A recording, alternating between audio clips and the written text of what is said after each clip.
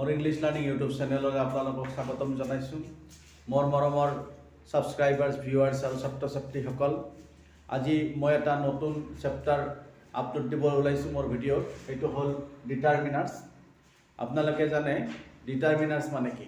ডিটাৰমিনাৰ্স অৰ্থাৎ যিবিলাক ৱৰ্ড আপোনাৰ নাউনৰ আগত বহি সেই নাউনটো সিঙ্গুলাৰ নে প্লুৰেল, কাউণ্টেবল নে আনকাউণ্টেবল আদি কথা যিবিলাক নিৰ্ণয় কৰে সেই ৱৰ্ডবিলাককে ডিটাৰমিনাৰ্স বুলি কোৱা হয়। এই ডিটাৰমিনাৰৰ এটা ভাগ হ'ল আৰ্টিকলছ। আপোনালোকে জানে, you know that one part of determiner is called articles. Article আপোনালোকে জানে there are three kinds of articles. আমি সৰুৰ পৰাই পাই আহিছোঁ, অৰ্থাৎ ক্লাছ 5ত যেতিয়া পঢ়িছিলোঁ তেতিয়া আমি আৰ্টিকল সম্পৰ্কে নলেজ একুৱায়াৰ কৰিছিলোঁ। অৰ্থাৎ আৰ্টিকল তিনিটা আছে, এ, এম আৰু ডি। অ'কে, সো এই আৰ্টিকলসমূহক আকৌ দুটা ভাগত বিভক্ত কৰা হয়। এটা হ'ল ডেফিনিট আৰ্টিকল আৰু এটা হ'ল ইনডিফিনিট আৰ্টিকল। অৰ্থাৎ এ আৰু এন এই দুটা আৰ্টিকলক ইনডেফিনিট আৰ্টিকল বুলি কোৱা হয়। অ'কে, অৰ্থাৎ ইনডেফিনিট এইকাৰণে কোৱা হয় যে ইহঁত নাউনৰ আগত বহি নাউনটোক অনিৰ্দিষ্টভাৱে বুজায়। যিকোনো অনিৰ্দিষ্ট নাউনক বুজাবলৈ এ আৰু এন আৰ্টিকল ব্যৱহাৰ কৰা হয় আৰু সেইকাৰণে ইহঁত দুটাক ইনডেফিনিট আৰ্টিকল বুলি কোৱা হয়। আৰু এটা হ'ল দা, অৰ্থাৎ দা হ'ল ডেফিনিট আৰ্টিকল। অৰ্থাৎ ইয়াত নাউনৰ আগত বহি, অৰ্থাৎ দা আৰ্টিকলটো নাউনৰ আগত বহি নাউনক নিৰ্দিষ্টকৈ বুজায়। ই সিঙ্গুলাৰ নে প্লুৰেল বা একেবাৰে নিৰ্দিষ্ট কাক বুজাইছে দা শব্দটো ব্যৱহাৰ কৰাৰ লগে লগে আমি গম পাই যাওঁ যে this is a definite article. অৰ্থাৎ ই নাউনক কি কৰে, নিৰ্দিষ্টকৈ বুজায়। সো নামৰ পৰাই আমি গম পাওঁ যে ইহঁতৰ ব্যৱহাৰ কি হ'ব পাৰে। সো ইনডিফিনিট বুলি কোৱাৰ লগে লগে য'ত কোনো বস্তুকে বা ব্যক্তিকে বা কোনো নাউনকে কি কৰা নহয়, ডেফিনিটলি নুবুজায়, অৰ্থাৎ নিৰ্দিষ্টকৈ নুবুজায়, অনিৰ্দিষ্টকৈ বুজায়। যেনেকৈ ইনডিফিনিট আৰ্টিকল এ আৰু এনৰ ব্যৱহাৰ আমি এতিয়া যদি ডিছকাছ কৰোঁ তেতিয়া ক'ব লাগিব যে এজন মানুহ, এ মেন। অ'কে, এটা গৰু, এ কাউ। ঠিক তেনেকৈ যদি কোৱা হয় যে এটা আইচক্ৰীম, তেতিয়াহ'লে কি ক'ব লাগিব, এন আইচক্ৰীম। সো ডিফাৰেন্স ইয়াতেই আহিব যে এ আৰু এন দুটাই ইনডিফিনিট আৰ্টিকল, কিন্তু ইউজত কি আছে, ডিফাৰেন্স আছে। ডিফাৰেন্সটো কি, যে যেতিয়া কোনো কনসনেন্ট সাউন্ডেৰে কোনো এটা ৱৰ্ড আৰম্ভ হ'ব তেতিয়া তাৰ আগত কি হ'ব, এই আৰ্টিকল লিখিব লাগিব। আৰু যেতিয়া কোনো ভাৱেল সাউন্ডেৰে কোনো এটা ৱৰ্ড আৰম্ভ হ'ব তেতিয়া তাৰ আগত এন আৰ্টিকল লিখিব লাগিব। So this is the difference between a and a আৰু এনৰ মাজত এইটোৱে হ'ল ডিফাৰেন্স। এতিয়া প্ৰথমে আমি কি ইনডিফিনিট আৰ্টিকল এ আৰু এনৰ ব্যৱহাৰ আমি অলপ ডিছকাছ কৰিম। সো আপোনালোকে চাব। সো ইউজেছ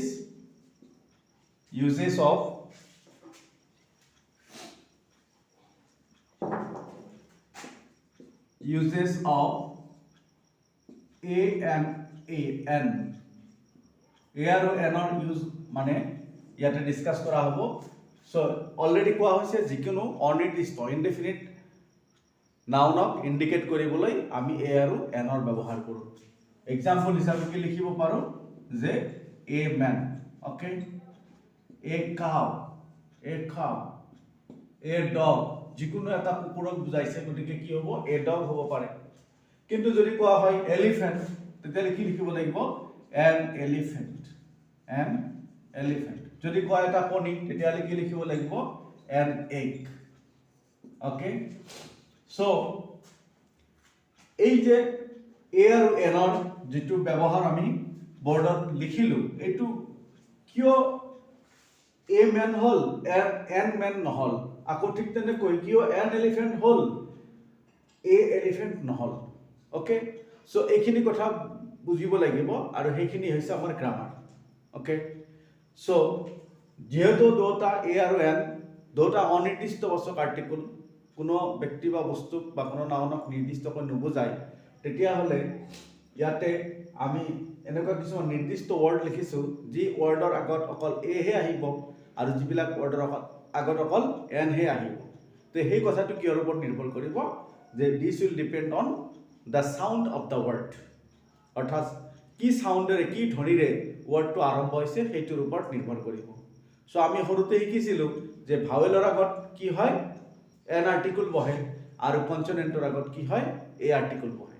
সো আজি মই ক'ব বিচাৰোঁ যে আচলতে সেই শিক্ষাটো আমাৰ ভুল আছিলে ভাৱেলৰ আগত এন বহে এইটো শুদ্ধ নহয় আৰু কনসনেন্টৰ আগত এ বহে এইটো কথা শুদ্ধ নহয় তো শুদ্ধ কথাটো কি হ'ব সো আজি মোৰ ভিডিঅ'টোৰ দ্বাৰা আপোনালোকক মই বুজাব বিচাৰিছোঁ সকলোৱে জানে যে শুদ্ধ কথাটো হ'ল যে ভাৱেল সাউন্ডেৰে যদি কোনো এটা ওয়াৰ্ড আৰম্ভ হয় স্বৰধ্বনি অসমীয়াত কি বুলি ক'ব স্বৰধ্বনি গতিকে সেইকাৰণে আমি যিকোনো ভাষাৰ গ্ৰামাৰ যদি জানিব বিচাৰোঁ তে প্ৰথমে মাতৃভাষাৰ গ্ৰামাৰটো ভালকৈ জানিব লাগে তেতিয়া আমাৰ কি হয় কনসেপশ্যন ক্লিয়াৰ হয় গতিকে স্বৰধ্বনিৰে যেতিয়া কোনো এটা ওয়াৰ্ড আৰম্ভ হ'ব তেতিয়া তাৰ আগত কি হ'ব এন আৰ্টিকল হ'ব not with vowel but with vowel sound so মনত ৰাখিব আকৌ কনসনেন্ট সাউন্ডেৰে যদি কোনো এটা ওয়াৰ্ডৰ উচ্চাৰণ আৰম্ভ হয় তেতিয়া তাৰ আগত কি লিখিব লাগিব এ আৰ্টিকল লিখিব লাগিব সো এ কাৰ আগত আহিব যে কনসনেন্ট সাউন্ড ওকে কনসনেন্ট সাউন্ডেৰে আৰম্ভ হোৱা কনসনেন্ট সাউন্ড যেতিয়া থাকিব তেতিয়া তাৰ আগত কি লিখিব লাগিব এ লিখিব লাগিব সো কনসনেন্ট সাউন্ড কি আমাৰ যিবিলাক ক ফলাৰ মানে আখৰ কেইটা আছে বৰ্ণ কেইটা আছে সেই বৰ্ণৰে কি কনসনেন্ট সাউন্ডৰ ওয়াৰ্ড বিলাক আৰম্ভ হয় ঠিক তেনেকৈ আমাৰ যে অফলা যে আছে অৰ্থাৎ অ আ ক সৰি অ আ ই এনেকুৱা যে আছে হেগেটাৰ কি হয় নিশ্চয় ভাৱেল সাউন্ড আৰম্ভ হয় কিন্তু ইংলিশত ভাৱেল বুলি কোৱাৰ লগে লগে আমি কি বুজি পাওঁ দেয়াৰ আৰ 5 ভাৱেলছ ইন ইংলিশ কিমানটা ভাৱেল আছে 4-5টা ভাৱেল আছে দেয়াৰ আৰ 5 ভাৱেলছ 5টা ভাৱেল আছে ইংলিশত এ ই আই ও ইউ এই 5টা ওয়াৰ্ড হল 5টা লেটাৰ কি ইংলিশ ভাৱেল এতিয়া এই 5টা যে লেটাৰ আছে এই 5টা লেটাৰ উচ্চাৰণ কেনেকৈ কৰিব লাগে সেইটো হল প্ৰথম কথা আমাৰ অৰ্থাৎ কোনো এটা ওয়াৰ্ড যেতিয়া ভাৱেল সাউন্ডেৰে আৰম্ভ হ'ব তেতিয়া সেই ওয়াৰ্ডটো হ'ব কি সেই ওয়াৰ্ডৰ আগতেই এন আৰ্টিকল অনিৰ্দিষ্টকৈ বুজালে এন আৰ্টিকল লিখিব লাগিব এতিয়া কথাটো হল যে এ মানে কি এ মিন্স এ সাউন্ড দিব পাৰে এ মিন্স অ সাউন্ড দিব পাৰে এ মিন্স আ সাউন্ড দিব পাৰে সেইকাৰণে মই ক'ব বিচাৰিছোঁ যে যেতিয়া কোনো এটা ওয়াৰ্ড ভাৱেল সাউন্ডেৰে আৰম্ভ হয় তেতিয়া তাৰ আগত এন আৰ্টিকল পৰে এতিয়া ভাৱেল সাউন্ড কি what are vowel sounds vowel sound বুলি কোৱাৰ লগে লগে মই আজি অসমীয়াত আপোনালোকক ক'ব বিচাৰিছোঁ যে যেতিয়া কোনো এটা ওয়াৰ্ডৰ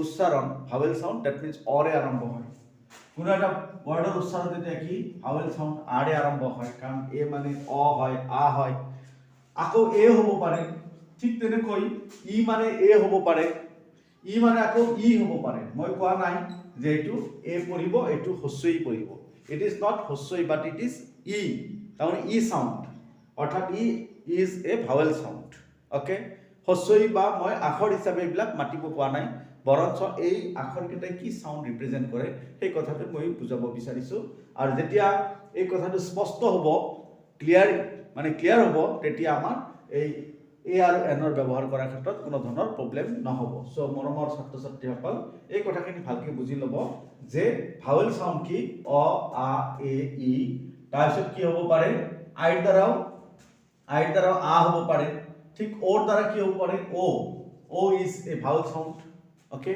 ও ইজ এ ভাৱেল সাউন্ড ঠিক তেনেকৈ ইউৰ পৰাও কি হ'ব পাৰে আ হ'ব পাৰে ওকে ইউৰ পৰা কি হ'ব পাৰে আ হ'ব পাৰে অৰ্থাৎ মই ক'ব বিচাৰিছোঁ অ আ এ ই ও এইকেইটা হ'ল ভাৱেল সাউন্ড এতিয়া একেবাৰে সহজ কথা যে মোৰ মৰমৰ ছাত্ৰ ছাত্ৰীসকল যেতিয়া আমি কোনো এটা ওয়াৰ্ডৰ উচ্চাৰণ এই 5টা অৰ্থাৎ মই এতিয়া কোৱা নাই এ ই আই ও ইউ এই 5টা ভাৱেল আপোনালোকে মনত ৰাখিব লাগিব মনত ৰাখিলে ভাল কিন্তু এই 5টা ভাৱেলেৰে যদি কোনো এটা ওয়াৰ্ড আমি ইংৰাজীত লিখোঁ তেতিয়া তাৰ আগত এন হ'ব সেইটো কেতিয়াও নহবও পাৰে কেতিয়াবা নহবও পাৰে কাৰণ যদি তাৰ উচ্চাৰণ এই ওয়াৰ্ড কেইটাৰ এই লেটাৰ কেইটাৰ উচ্চাৰণ যদি এইদৰে আৰম্ভ হয় অৰ্থাৎ অ আ এ ই ওৰে যদি আৰম্ভ নহয় ওকে অৰ্থাৎ এইকেইটা হ'ল ভাৱেল সাউন্ড এই ভাৱেল সাউন্ড কেইটাৰ আগত সদায় কি এন আৰ্টিকল লিখিব লাগিব ওকে সো এবাৰ মই আপোনালোকক বুজাব বিচাৰিছোঁ সেইকাৰণে কি যে যিকোনো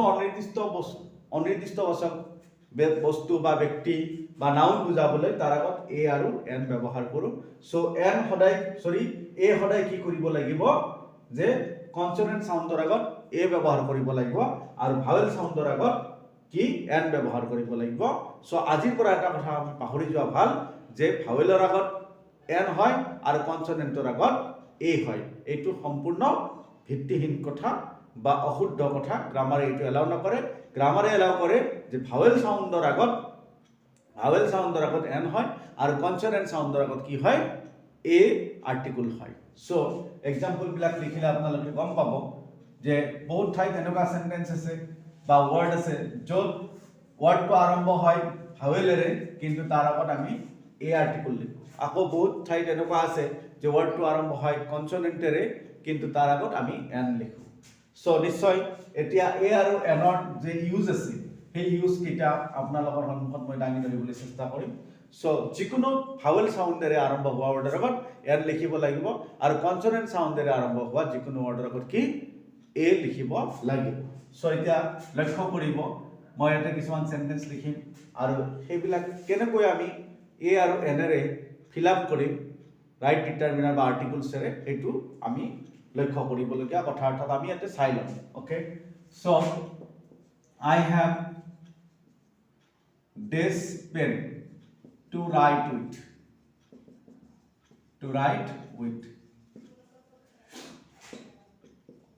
Do you have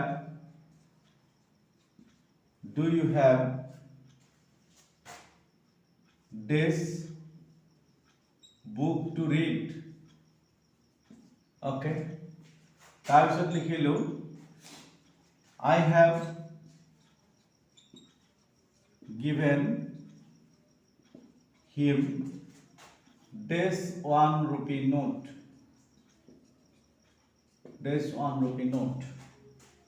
Okay, the boy saw this owl in the tree. ঠিক তেনেকৈ my brother ate this apple in the morning.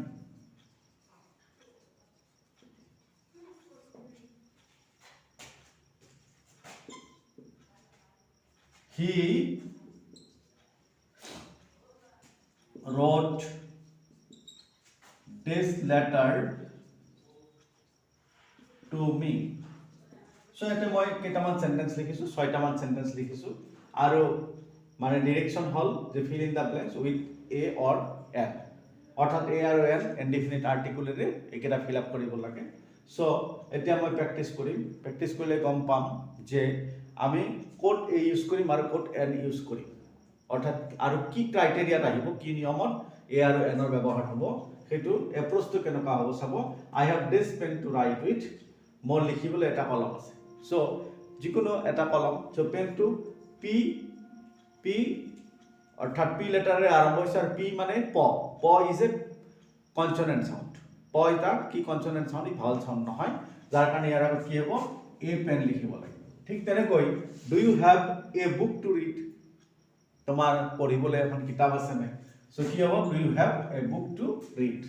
Okay, ঠিক তেনেকৈ I have given him this 1 rupee note. এবাৰ চাওক এইটো 1 শব্দটো আৰম্ভ হৈছে o n, so definitely o is a vowel, কিন্তু এবাৰ ভাৱেলেৰ আৰম্ভ হলে তাৰ আগত n লিখিব লাগে, এইটো আমি সৰুতে শিকিছিলো কিন্তু সেইটো শুদ্ধ কথা নহয়। তেতিয়ালে আমি এটা কি কৰিম, যেহেতু ভাৱেলেৰ আৰম্ভ হৈছে চকু মুজি কি লিখিম I have given him an 1 rupee note, কিন্তু grammar will not allow it to be correct। গ্ৰামাৰে এইটো শুদ্ধ বুলি এলাউ নকৰে, কিয়ৰ কাৰণে যে এই যেটো 1 শব্দটো অৰ্থাৎ o n যদিও ভাৱেলেৰে আৰম্ভ হৈছে, এই 1 শব্দটো উচ্চাৰণ কৰোতে ভাৱেল সাউন্ড আহিছে নেকি? মই অলপ আগতে কৈছিল ভাৱেল সাউন্ড কি অ, অৰ্থাৎ এইকেইটা সাউন্ড কৈছিল অ, আ, এ, ই, ও। সো এতিয়া 1 স্পেলিং লিখোতে আমি ইয়াৰে কোনো এটা ওয়াৰ্ড, কোনো এটা সাউন্ড ইউজ কৰিম নেকি? যদি কৰো তেতিয়াহলে তাৰ আগত n আহিব, কিন্তু যদি নকৰো তেতিয়াহলে কিন্তু n নাহে, ডেফিনেটলি কি আহিব a। ডেফিনেট আমি 1 শব্দটো কেনেকৈ লিখো 1 নিশ্চয় এনেকৈ লিখো।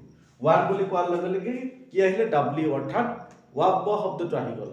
এই যিকেইটা ভাৱেল সাউন্ড মই ইয়াতে লিখিছোঁ তাৰে কোনো এটা সাউন্ডে ইয়াতে ওৱান শব্দটো লিখোতে অহা নাই মই অসমীয়াৰ কথা কৈছোঁ ইংলিছৰ কথা কোৱা নাই ওকে গতিকে দেখা গ'ল যে ইয়াৰে কোনো এটা ভাৱেল সাউন্ড ওৱান শব্দটো উচ্চাৰণ কৰোতে অহা নাই যদিও অহা নাই তেতিয়াহ'লে ইয়াৰ আগত এন হ'ব নোৱাৰে এ লিখিব লাগিব সো আমাৰ বহুত ষ্টুডেণ্টে নাজানে যে ওৱানৰ আগত কিয় এন নাহি এ আহে কেৱল জানে যে এ লিখিব লাগে ওকে এ ওৱান ৰূপী নোট হয় কিন্তু কিয়ৰ কাৰণে হয় সো আজি মই এইটো স্পষ্ট কৰি দিছোঁ আপোনালোকে মনত ৰাখিব যে তাৰ কাৰণ যে ওৱান ৱৰ্ডটো কি নহয় ওৱান ৱৰ্ডটো যিটো আৰম্ভণিৰ যিটো সাউন্ড অৰ্থাৎ যিটো ধ্বনি সেই ধ্বনিটো ভাৱেল সাউন্ডৰে অৰ্থাৎ স্বৰ ধ্বনিৰে আৰম্ভ নহয় যাৰ কাৰণে ইয়াৰ আগত কি এন নিলিখি আমি কি লিখিব লাগিব এ লিখিব লাগিব সো নিশ্চয় আপোনালোকে বুজি পাইছে যে কনসনেন্টেৰে আৰম্ভ হ'লে তাৰ আগত কি হয় এ হয় ভাৱেলেৰে আৰম্ভ হ'লে তাৰ আগত এন হয় এই কথা মিছা গতিকে জানিব লাগিব যে কনসনেন্ট সাউন্ডেৰে আৰম্ভ হ'লে কি হ'ব এ হ'ব আৰু ভাৱেল সাউন্ডেৰে আৰম্ভ হ'লে তাৰ আগত এন হ'ব ইয়াতে যদিও ভাৱেল আছে ও কিন্তু ইয়াৰ উচ্চাৰণটো ভাৱেল সাউন্ডৰে অৰ্থাৎ স্বৰ ধ্বনিৰে হোৱা নাই যাৰ কাৰণে কি ইয়াৰ আগত এ লিখিবলগীয়া হৈছে এনেকুৱা আৰু বহুত ৱৰ্ড আপোনালোকে পাব মই পিছলৈ এক্সাম্পলবিলাক দি থাকিম সো আজি জাষ্ট ষ্টাৰ্ট কৰিছোঁ আজি বেছি এক্সাম্পল নিদিওঁ ডিটাৰমিনাৰ ষ্টাৰ্ট কৰিছোঁ মাত্ৰ এ আৰু এনৰ বহুত ব্যৱহাৰ আমি শিকিম নেক্সট ভিডিঅ'বিলাকত সো আজি এইখিনিয়ে মই কি কৰিম এইখিনিয়ে সলিউশন কৰিম সলভ কৰি আজি ভিডিঅ'টো শেষ কৰিম সো এতিয়া চাব পাৰিছে দা বয় s days owl in the tree so O W L এবাৰ কিন্তু ও আছে আৰু ও আছে বুলি এন লিখিম তেনেকুৱা নহয় উচ্চাৰণটো চাব লাগিব কিন্তু এবাৰ উচ্চাৰণটো কি ওয়া অৰ্থাৎ ওৰ উচ্চাৰণটো ওয়া হোৱা নাই এটো কি আছে আউল হৈছে মানে কি আ সাউন্ড এটা আছে আর আ সাউন্ড এটা কি ভাৱেল সাউন্ড গতিকে ডেফিনেটলি ইয়াৰ আগত কি লিখিব লাগিব এন আউল লিখিব লাগিব সো নিশ্চয় বুজি পাইছে ন দা বয় স এন আউল ইন দা ট্রি ঠিক তেনেদৰে my brother ate this apple in the morning so apple উচ্চাৰণ কি এৰ আৰম্ভ হৈছে এই যে ভাৱেল সাউন্ড গতিকে কি লিখিব লাগিব এন লিখিব লাগিব সো এই কেইটা ৱৰ্ড মই কৈছোঁ যে ইংলিছ গ্ৰামাৰ জনাৰ আগতে আমি অসমীয়া গ্ৰামাৰ বেছি ভালকে জানিব লাগে অৰ্থাৎ মাতৃভাষাৰ গ্ৰামাৰ যেতিয়া ভালকে জানিম তেতিয়া আমি বেলেগ ভাষাৰ গ্ৰামাৰক ইংলিছ বুলি নহয় তেতিয়া সেইটো নলেজ আমি সোনকালে আৰু ভালকে আহৰণ কৰিব পাৰোঁ সো আমাৰ প্ৰবলেম হ'ল যে we don't know the grammar of our mother tongue that is why we get very difficulty in learning other language so সেই কথাটো মই সহজ কৰি বুজাবলৈ মই অসমীয়াত এইখিনি কথা লিখি দিছোঁ অৰ্থাৎ ভাৱেল সাউন্ড কি ওকে নিশ্চয় আপোনালোকৰ আগৰ কনফিউজনবিলাক দূৰ হৈ যাব এইখিনি কথা ভালকে মনত ৰাখিলে হ'ল okay so he wrote this letter to me তেওঁ মোলৈ এখন চিঠি লিখিছিল সো লেটাৰ ৱৰ্ডটো এল এৰে আৰম্ভ হৈছে আৰু L is a consonant sound L ল ইজ এ কনসনেন্ট সাউন্ড গতিকে দ্যাট ইজ ওয়াই আমি এটা কি লিখিব লগা হৈছে a letter to me he wrote a letter to me লিখিবলগীয়া হৈছে বাৰু এতিয়া মই আৰু এটা এক্সাম্পল ইয়াতে লিখিম আপোনালোকে চাব যে যেতিয়া ধৰক মই এই সেন্টেন্সটো লিখিলো মাই father is this honest person so এইটো এটা সেন্টেন্স লিখিছোঁ য'ত মানে ব্ল্যাঙ্ক দিছোঁ তাৰ পিছৰ ৱৰ্ডটো হ'ল এইচ এৰে আৰম্ভ হৈছে আৰু এইচ এৰে আৰম্ভ হোৱাৰ পিছতো কিন্তু এই ৱৰ্ডটোৰ উচ্চাৰণ কিন্তু হনেষ্ট বুলি কোৱা নাই ইয়াৰ উচ্চাৰণটো কি প্ৰনাউন্সিয়েশ্যনটো কি কৰিছোঁ অনেষ্টৰে কৰিছোঁ গতিকে সদায় মনত ৰাখিব লাগিব প্ৰনাউন্সিয়েশ্যনটো আচল কথা এ আৰু এনৰ ক্ষেত্ৰত ওকে য my father is this honest person নহয় my father this honest person বুলি কোৱা হৈছে গতিকে দেখা গ'ল যে যদিও এইটো কনসনেন্টেৰে আৰম্ভ হোৱা এটা ৱৰ্ড কিন্তু ইয়াৰ উচ্চাৰণটো কি হৈছে অৰে হৈছে so O is a vowel sound already মই বৰ্ডত লিখিছিলোঁ অ এটা ভাৱেল সাউন্ড হয় গতিকে ভাৱেল সাউন্ডৰ আগত কি আহিব এন আহিব গতিকে আমি এনেকুৱা যিমান ৱৰ্ড পাম অৰ্থাৎ ভাৱেল সাউন্ডেৰে আৰম্ভ ৱৰ্ডটো কনসনেন্টেৰে আৰম্ভ হ'ব পাৰে হ'লেও কিন্তু তাৰ আগত কি নিলিখোঁ এন এ নিলিখোঁ কি লিখিম এন লিখিম কাৰণ উচ্চাৰণটো কি হৈছে ভাৱেল সাউন্ডেৰে হৈছে অৰ্থাৎ অৰে আৰম্ভ হৈছে so my father is an honest person so মোৰ মৰমৰ ছাবস্ক্ৰাইবাৰ্ছ ভিউৱাৰ্ছ আৰু ছাত্ৰ ছাত্ৰীসকল আজিৰ আলোচনাটো মই মানে বেছি দীঘলীয়া নকৰোঁ সো আজি মই জাষ্ট ডিটাৰমিনাৰ্ছ আৰম্ভ কৰিছোঁ আৰম্ভ কৰি এ আৰু এনৰ ব্যৱহাৰ সম্পৰ্কে কিছু কথা আলোচনা কৰিলোঁ। চ' এতিয়া ডিটাৰমিনাৰ্ছৰ আলোচনা মোৰ ভিডিঅ'বিলাকত চলি থাকিব। চ' আজিৰ কাৰণে মই এইখিনি কৈ সমাপ্ত কৰিছোঁ। আপোনালোকে মোৰ ভিডিঅ' চাই থকাৰ কাৰণে মই আপোনালোকক মোৰ অন্তৰৰ পৰা ধন্যবাদ জ্ঞাপন কৰিছোঁ। অ'কে।